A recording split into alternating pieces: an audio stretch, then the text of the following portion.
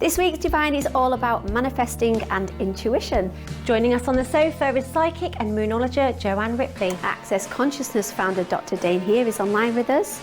And finally, creator of Know Thyself and intuitive coach Martine Belinda is on the Divine sofa. Tonight's going to be another great show. It is. I was actually a very, very wounded young woman, and I struggled a lot with my self-confidence. And you know, Leanne, that I sing and I do so many different creative things. We're going to get to that in a minute. I had no confidence. I had no confidence at all, and I literally had terrible bullying growing up. So I've had a lot of operations on my neck, and I was really badly bullied at school, and it stopped me and prevented me from really liking myself as a person. And my first part of my healing journey was with the moon. You know, I became interested in the moon, but at the same time I'd suffered a really bad burnout at work, and I had such perfectionistic ideals of myself. I was really trying to work harder all the time, trying to be perfect all the time, and it was because I didn't have any self-love. I was lacking self-worth. So I decided I was going to get some help, and when I put myself into therapy, I was doing my moon work, but I was also telling my therapist, and I was saying, like, I feel like, I said, this is going to sound really strange, but I said, I feel like I've got some sort of goddess energy with me. And she was like, okay. So she was quite open to that, and she said, we can work with this. And I was like, good. I said, I feel like the Mother Mary's with me. And I feel like she's trying to help me heal my heart, and she's trying to help me to love myself again. And like a little child, she's almost trying to bring in that nurture around me. And she was like, great, we can work with this.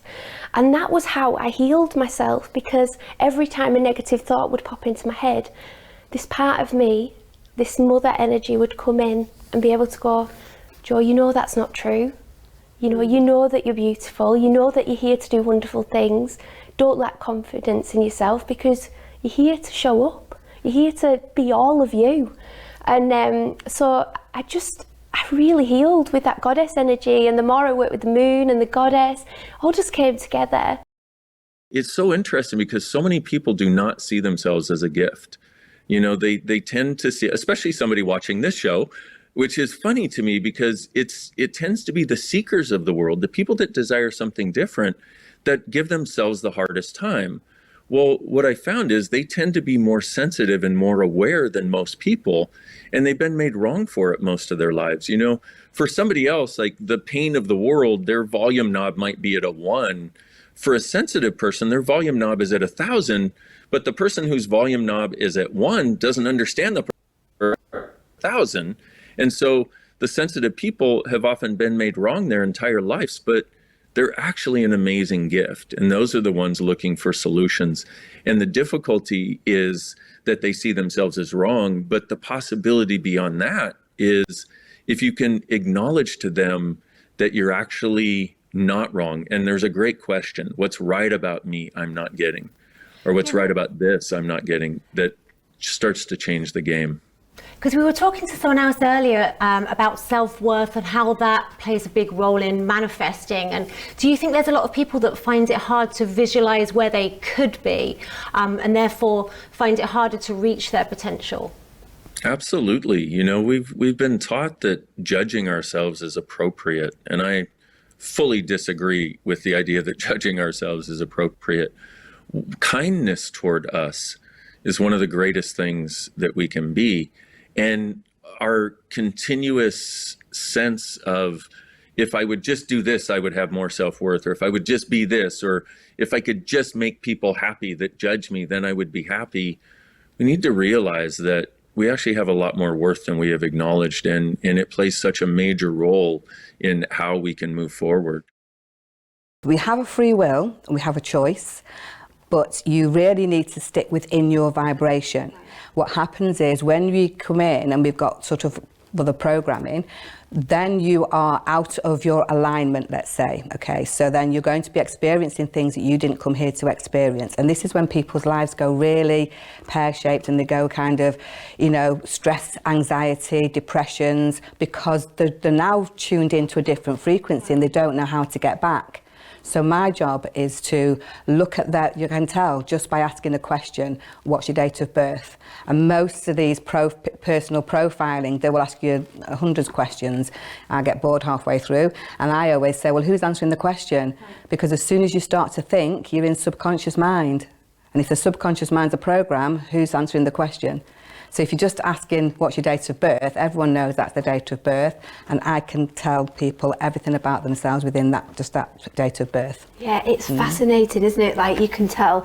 So tell us about the blueprint. So what comes out, the life purpose, the lesson in life, what else? So there's 9 vibrations, like I said. So you've got your first one, which is your public persona. So that's the energy that you meet when you don't know people. You know, when you've never met them before, you can only ever show that particular vibration. As you start to get to know people, you then start to go into social. So you've got your social consciousness, and then your social consciousness is how you are in a social environment. But if you are in a social environment and you take a friend and of a friend of a friend of a friend, you never met that friend, you go into your public persona again. Right. Then you've got your global consciousness, which is more how you are on the grand scheme of things. Then you've got your life path. Then you have a lesson in life. Now, those 5 vibrations are what I call your growth. You've come here to evolve, you've come here to expand, you've come here to develop, okay. Then you've got 3 vibrations which are in your internal, which I always look at. That's your purpose, your soul, and the way you do things. And the 9th one is a personal influence. And so that really needs to go into the mix with your soul, purpose, and your sense of spirit. Today I'm going to dive into the topic about chronic stress and fatigue.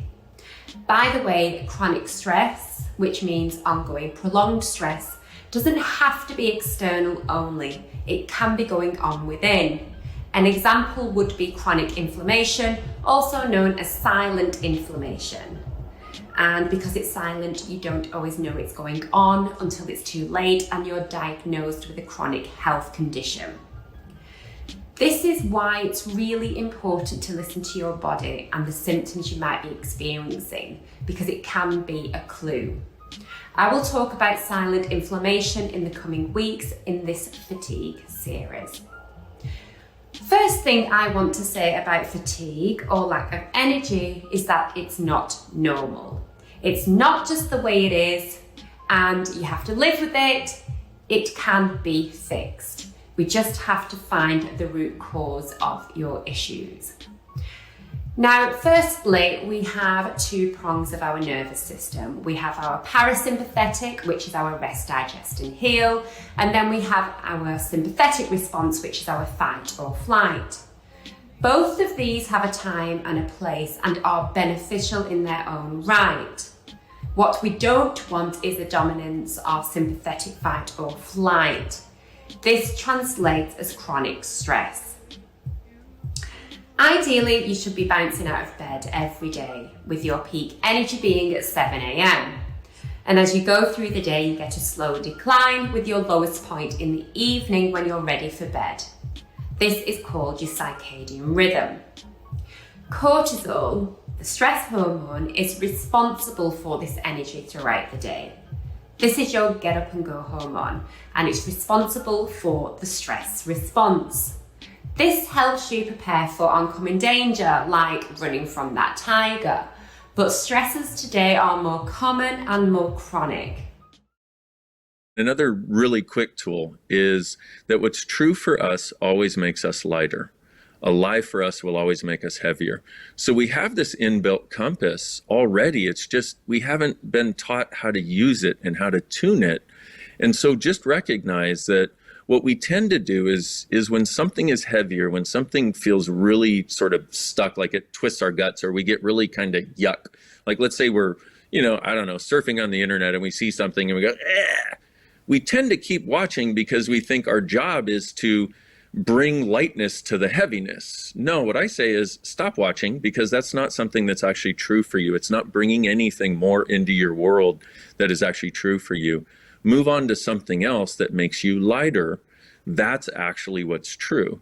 And if you're looking at, let's say you have a situation and you have a choice to make, you can go, okay, so if I make this choice, which one is lighter, this choice or this choice? And you get the sense of one of them creating your future more like this And one of them creating it like this, if one's lighter and one's heavier, always go for the lighter choice. And the more lighter choices you make, the lighter your life will get. And do you think that comes down to like listening to your gut and listening to your heart? Because these are things that you know, they're old phrases that have been around, but maybe there's actual, you know, meaning to them. Absolutely. That is exactly what it is. It's follow your gut, and your gut and all the rest of you is connected. You know, it's like, and it's such a beautiful thing to realize we actually have awareness already. We have this inbuilt. It's just part of who we are. And so many of us go throughout life seeking to have the awareness that we think somebody else has, because if it's outside of us, it must be greater. But in actuality, nobody knows more about our life than us. So when we're talking about intuition, or call it knowing, whatever term you want to use for it, this is actually an innate capacity that we all have. You have what's called a matron goddess, and it's a goddess that comes in with you from birth. And my main goddess is the goddess Kali, and she's a very powerful goddess. And she came into my life to wake me up not very long ago, a couple of years back, when I decided to quit my job overnight. I was in about a £40,000 a year job. Were you with the NHS? I'd left the NHS. Okay. I'd actually gone to work for a charity at this point, but I was putting mental health teams in schools for children. Right. I was a team leader. And I'd been doing moon work, and I was working with our friend Jess on her platform. So she'd created something called Conscious Female Entrepreneurs, and me and Jess just happened to meet at that time, and I became the moonologer on her platform. And then it just seemed to take off, and then I had this goddess Kali, and she was just like, right, it's time to hand your notice in now. You're on your life's purpose. I'm here. You've got to just start moving. And it sounds insane. I actually felt like I was going insane. I thought, am I having some sort of psychotic episode or something? But literally, I was seeing the signs everywhere. I was just getting all the signs that it was time to move. And I kept saying to the universe, it'll get easier. If it gets easier, it's a sign I'm meant to stay at work. And it just kept getting harder. Every single day, something terrible would happen. Right. And like she was going, when are you going to learn? Because that's what Kali comes in for. She's like the fierce mother. She wants to put you on the path, but if you don't listen, things just keep getting worse.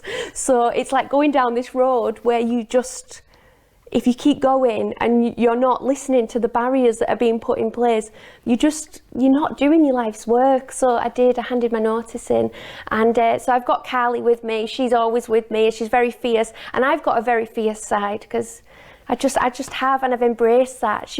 All the goddesses remind us that they're all inside of us, and that we can access all parts of us.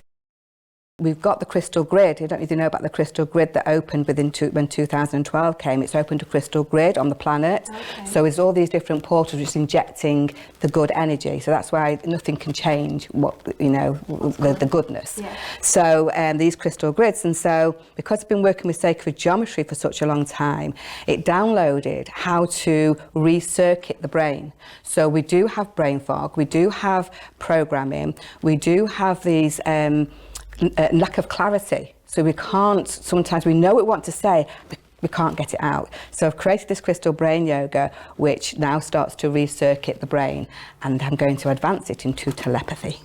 Wow. Because we just don't use enough of our brains, do we? Use such a 5%, they say, and even that's probably 3, really. Do you believe everyone's got the ability to tap into God, I can't say it, telepathy, or any kind of other supernatural sort of like powers, if you will? I think everybody has the ability who is here to go through the cycles.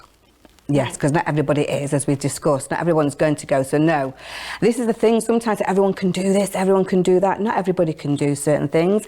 If it's your purpose, you will be able to do it.